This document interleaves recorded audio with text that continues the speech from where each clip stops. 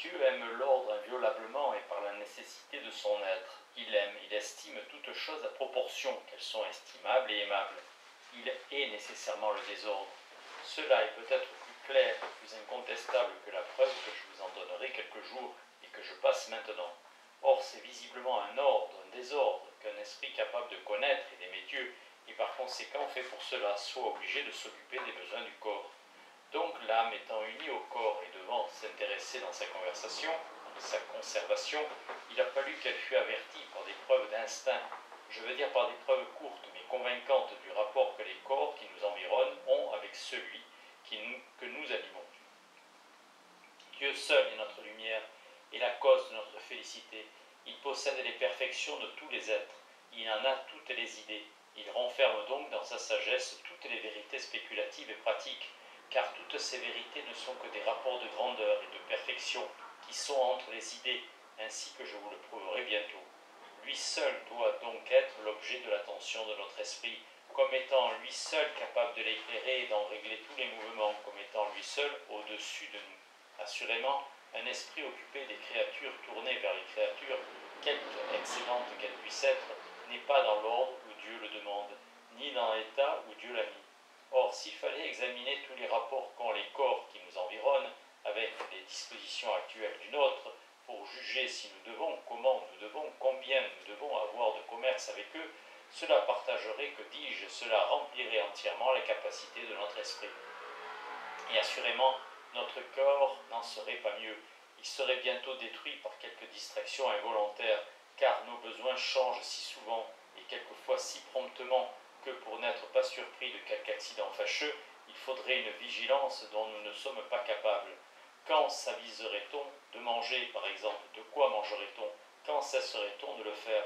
La belle occupation a un esprit qui promène et qui exerce son corps, de connaître à chaque pas qui lui fait faire qu'il est dans un air fluide, qui ne peut le blesser ni l'incommoder par le froid ou le chaud, par le vent ou la pluie, ou par quelque vapeur maligne et corrompue, qu'il n'y a point sur chaque endroit où il va poser le pied quelque corps dur et piquant capable de le blesser, qu'il faut promptement baisser la tête pour éviter une pierre et bien garder l'équilibre de peur de se laisser choir. Un homme toujours occupé de ce qui se passe dans tous les ressorts dont son corps est composé et dans une infinité d'objets qui l'environnent, ne peut donc penser au vrai bien, ou du moins il n'y peut penser autant que les vrais biens le demandent, et par conséquent autant qu'il le doit, puisque notre esprit n'est fait et ne peut être fait que pour s'occuper de ces biens qui peuvent l'éclairer et le rendre heureux. Ainsi, il est évident que Dieu, voulant unir des esprits à des corps, a dû établir pour cause occasionnelle de la connaissance confuse que nous avons de la présence des objets et de leur propriété par rapport à nous, non notre attention qui en mérite une claire et distincte, mais les divers ébranlements de ces mêmes corps. Il a dû nous donner des preuves d'instinct, non de la nature et des propriétés de ceux qui nous environnent, mais du rapport qu'ils ont avec le nôtre, afin que nous puissions travailler avec succès à la conservation de la vie, sans être incessamment attentifs à nos besoins. Il a dû, pour ainsi dire, se charger de nous avertir en temps et lieu, par des sentiments prévenants, de ce qui regarde le bien du corps, pour nous laisser tout entier occupés à la recherche des vrais biens. Il a dû nous donner des preuves courtes de ce qui a rapport au corps pour nous convaincre promptement, des preuves vives pour nous déterminer efficacement, des preuves certaines et qu'on ne s'avisa pas de contredire, pour nous conserver plus sûrement. Les preuves confuses, prenez-y garde. Preuves certaines, non du rapport que les objets ont entre eux, en quoi consiste l'évidence de la vérité, mais du rapport qu'ils ont à notre corps selon les dispositions où il est actuellement. Je dis selon les dispositions où il est, car par exemple nous trouvons et nous devons trouver chaude l'eau tiède si nous la touchons d'une main froide, et froide si nous la touchons d'une main qui soit chaude. Nous la trouvons et nous la devons trouver agréable lorsque la soif nous presse, mais dès que nous sommes désaltérés, nous la trouvons fade et dégoûtante. Admirons donc, Ariste, la sagesse des lois de l'union de l'âme et du corps, et quoique tous nos sens nous disent que les qualités sensibles sont répandues sur les objets, n'attribuons au corps que ce que nous voyons clairement leur appartenir, après avoir consulté sérieusement l'idée qui les représente. Car puisque les sens nous parlent différemment des mêmes choses selon l'intérêt qu'ils y trouvent, puisqu'ils se coupent immanquablement lorsque le bien du corps le demande, regardons-les comme des faux témoins par rapport à la vérité, mais comme des moniteurs fidèles par rapport à la conservation et à la commodité de la vie. Ariste. Ah, Théodore, que je suis pénétré de ce que vous me dites, et que je suis confus d'avoir été toute ma vie la dupe de ces faux témoins. Mais c'est qu'ils parlent avec tant de confiance et de force qu'ils répandent, pour ainsi dire, dans les esprits, la conviction et la certitude. Ils commandent avec tant de hauteur et d'empressement qu'on se rend sans examiner. Quel moyen de rentrer en soi-même quand ils nous appellent et nous tirent au dehors? Et peut-on entendre les réponses de la vérité intérieure durant le bruit, le tumulte qu'ils excitent? Vous m'avez fait comprendre que la lumière ne peut être une modalité des corps, mais dès que j'ouvre les yeux, je commence à en donner. Le soleil qui me frappe m'éblouit et trouble toutes mes idées. Je conçois maintenant que si j'appuyais sur ma main la pointe de cette épingle, qu'elle n'y pourrait faire qu'un fort petit trou. Mais si je l'appuyais effectivement, il me semble qu'elle y verserait une très grande douleur. Je n'en douterai pas assurément dans le moment de la piqûre que nos sens ont de puissance et de force pour nous jeter dans l'erreur. Quel désordre, Théodore! Et cependant, dans ce désordre, même la sagesse du Créateur éclate admirablement. Il fallait que la lumière et les couleurs fussent comme répandues sur les objets, afin qu'on les distinguât sans peine. Il fallait que les fruits fussent comme pénétrés des saveurs, afin qu'on les mangeât avec plaisir. Il fallait que la douleur se reportât aux doigts piqués, afin que la vivacité du sentiment nous appliquât à nous retirer. Il y a dans cet ordre établi de Dieu une sagesse infinie. J'y consens, je n'en puis douter, mais j'y trouve en même temps un très grand désordre, et qui me paraît indigne de la sagesse et de la bonté de notre Dieu.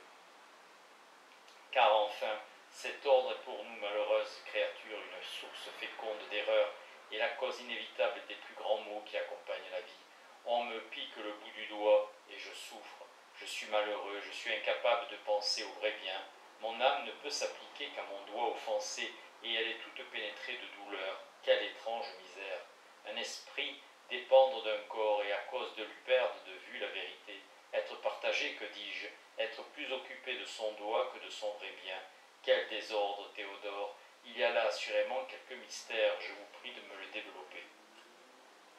Théodore, oui, sans doute, il y a là du mystère. Que les philosophes, mon cher Ariste, sont obligés à la religion, car il n'y a qu'elle qui les puisse tirer de l'embarras où ils se trouvent. Tout paraît se contredire dans la conduite de Dieu, et rien n'est plus uniforme. Le bien et le mal, je parle du mal physique, n'ont point deux principes différents. C'est le même Dieu qui fait tout par les mêmes lois.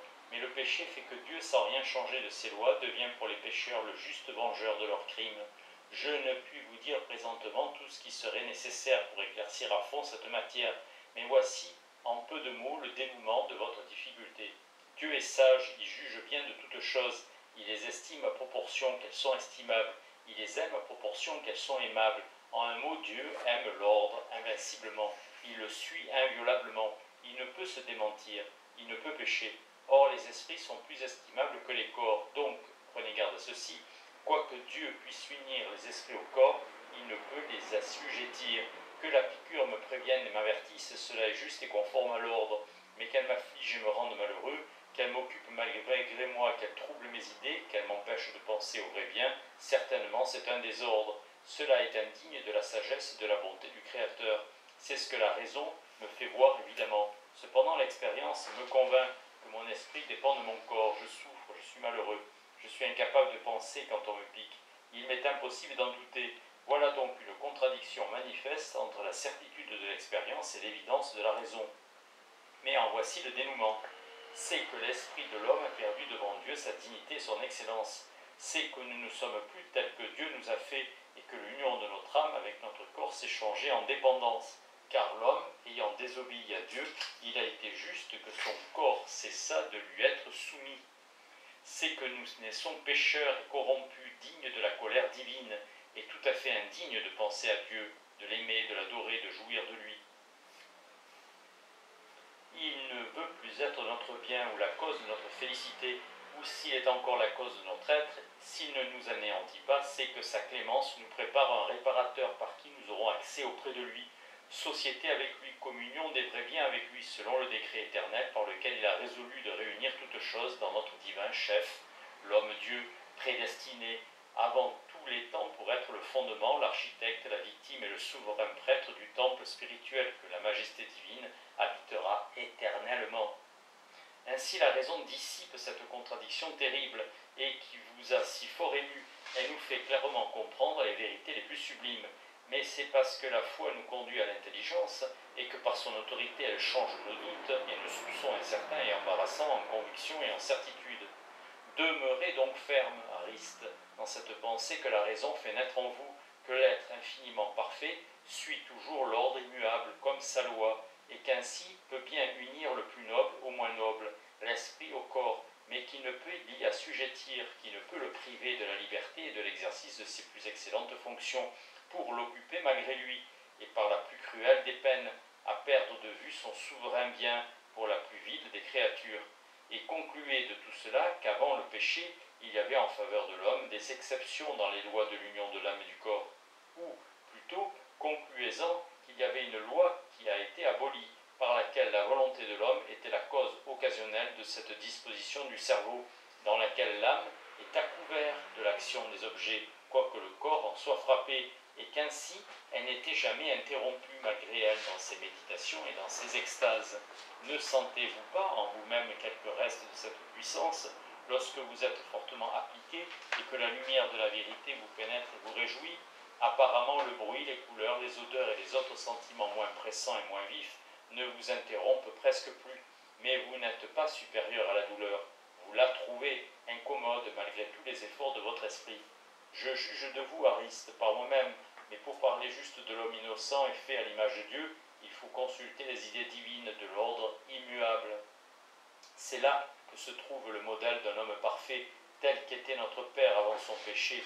Nos sens troublent nos idées et fatiguent notre attention, mais en Adam, il l'avertissait avec respect, il se taisait au moindre signe, il cessait même de l'avertir à l'approche de certains objets. Lorsqu'il le souhaitait ainsi, il pouvait manger sans plaisir, regarder sans voir, dormir sans rêver, et tous ces vains fantômes qui nous inquiètent l'esprit et qui troublent notre repos.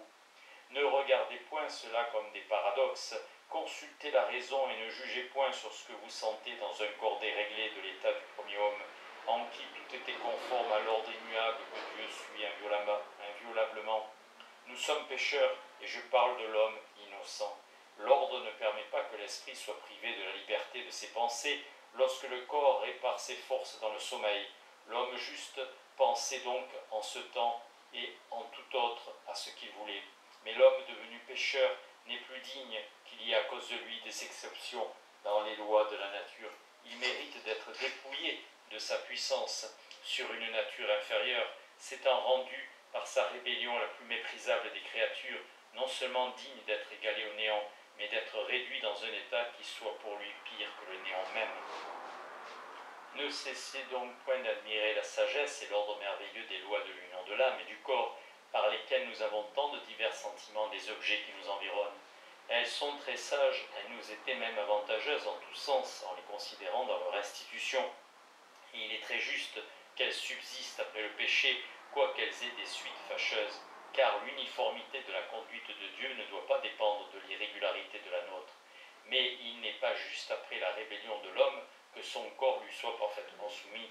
Il ne le doit être qu'autant que cela est nécessaire au pécheur pour conserver quelque temps sa misérable vie et pour perpétuer le genre humain jusqu'à la consommation de l'ouvrage dans lequel sa postérité doit entrer par les mérites et la puissance du réparateur à venir. Car toutes ces générations qui s'entresuivent, toutes ces terres qui se peuplent d'idolâtres, tout l'ordre naturel de l'univers qui se conserve, n'est que pour fournir abondamment à Jésus-Christ les matériaux nécessaires à la construction du temple éternel. Un jour viendra que les descendants des peuples les plus barbares seront éclairés de la lumière de l'Évangile et qu'ils entreront en foule dans l'Église des prédestinés. Nos pères sont morts dans l'idolâtrie et nous reconnaissons le vrai Dieu et notre adorable Sauveur. Le bras du Seigneur n'est point raccourci, sa puissance s'étendra sur les nations les plus éloignées et peut-être que nos neveux retomberont dans les ténèbres lorsque la lumière éclairera le nouveau monde. Mais recueillons Ariste en peu de mots les principales choses que je viens de vous dire, afin que vous les reteniez sans peine et que vous en fassiez le sujet de vos méditations. L'homme est composé de deux substances, esprit et corps. Ainsi, il a deux sortes de biens tout différents à distinguer et à rechercher, ceux de l'esprit et ceux du corps. Dieu lui a aussi donné deux moyens très sûrs pour discerner ces différents biens, la raison pour le bien de l'esprit, les sens pour le bien du corps, l'évidence et la lumière pour les vrais biens, l'instinct confus pour les faux biens. J'appelle les biens du corps de faux biens ou des biens trompeurs, parce qu'ils ne sont point tels qu'ils paraissent à nos sens, et que, quoiqu'ils soient bons par rapport à la conservation de la vie, ils n'ont point en propre l'efficace de leur bonté. Ils ne l'ont qu'en conséquence des volontés divines ou des lois naturelles, dont ils sont les causes occasionnelles. Je ne puis maintenant m'expliquer plus clairement. Or, il était à propos que l'esprit sentit, comme dans les corps, les qualités qu'ils n'ont pas, afin qu'il voulût bien non les aimer ou les craindre, mais s'y unir ou s'en séparer selon les besoins pressants de la machine, dont les ressorts délicats demandent un gardien vigilant et prompt. Il fallait que l'esprit reçût une espèce de récompense du service qu'il rend à un corps que Dieu lui ordonne de conserver, afin de l'intéresser dans sa conservation. Cela est cause maintenant de nos erreurs et de nos préjugés. Cela est cause que, non content de nous unir à certains corps, et de nous séparer des autres, nous sommes assez stupides pour les aimer ou les craindre. En un mot, cela est cause de la corruption de notre cœur, dont tous les mouvements doivent tendre vers Dieu, et de l'aveuglement de notre esprit, dont tous les jugements ne se doivent arrêter qu'à la lumière. Mais prenons-y garde, et nous verrons que c'est parce que nous ne faisons pas de ces deux moyens dont je viens de parler l'usage pour lequel Dieu nous les a donnés, et qu'au lieu de consulter la raison pour découvrir la vérité, au lieu de nous rendre qu'à l'évidence qui accompagne les idées claires, nous nous rendons à un instinct confus et trompeur qui ne parle juste que pour le bien du corps. Or, c'est ce que le premier homme ne faisait pas avant son péché, car sans doute il ne confondait pas les modalités dont l'esprit est capable avec celles de l'étendue. Ses idées, alors, n'étaient point confuses, et ses sens parfaitement soumis ne l'empêchaient point de consulter la raison. L'esprit maintenant est aussi bien puni que récompensé par rapport au corps. Si on nous pique, nous en souffrons, quelque effort que nous fassions pour n'y point penser. Cela est vrai. Mais comme je vous ai dit, c'est qu'il n'est pas juste qu'il y ait en faveur d'un rebelle des exceptions dans les lois de la nature, ou plutôt que nous ayons sur notre corps un pouvoir que nous ne méritons pas, qu'il nous suffise que par la grâce de Jésus-Christ, les misères auxquelles nous sommes assujettis aujourd'hui seront demain le sujet de notre triomphe et de notre gloire. Nous ne sentons point les vrais biens, la méditation nous rebute. Nous ne sommes point naturellement touchés de quelque plaisir prévenant dans ce qui perfectionne notre esprit. C'est que le vrai bien mérite d'être aimé uniquement par raison. Il doit être aimé d'un amour de choix, d'un amour éclairé, et non de cet amour aveugle qu'inspire l'instinct. Il mérite bien notre application et nos soins. Il n'a pas besoin, comme les corps de qualité empruntés pour se rendre aimable à ceux qui le connaissent parfaitement. Et s'il faut maintenant pour l'aimer que nous soyons prévenus de la délectation spirituelle, c'est que nous sommes faibles et corrompus, c'est que la concupiscence nous dérègle, et que pour la vaincre, il faut que Dieu nous inspire une autre concupiscence toute sainte. C'est que pour acquérir l'équilibre d'une liberté parfaite, puisque nous avons un poids qui nous porte vers la terre, il nous faut un poids contraire qui nous relève vers le ciel.